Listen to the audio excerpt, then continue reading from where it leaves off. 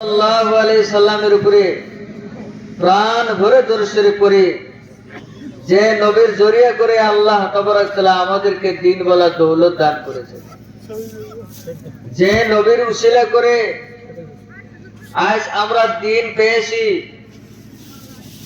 যে নবীর শাফাত বিনা আমরা কোনোদিন জান্নাতেও যেতে পারবো না, সেই নবীর উপরে প্রাণ ভরে দরুদ শরীফ করি সাল্লাল্লাহু আলাইহি ওয়াসাল্লাম।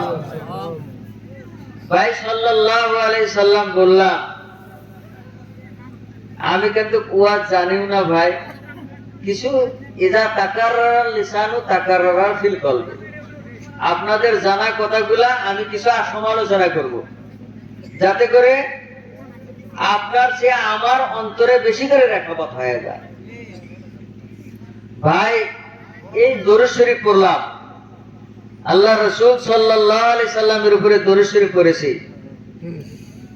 এই দরুদের কি লাভ হইতে পারে ভাই? কি লাভ, কি ফায়দা? পড়ছি তো ওই যে আগে বলছি না, আসসালামু আলাইকুম, জিভায় একটু নড়াচড়া করছে। এই দরুদ শরীফ পড়েছি, জিভা একটু নড়াচড়া করেছে, লাভ কি? ফাজাইলে দরুদের ভিতরে লেখা হয়েছে, বনি ইসরায়েলের ভিতরে সবচেয়ে বড় বিখ্যাত নবী ছিল হযরত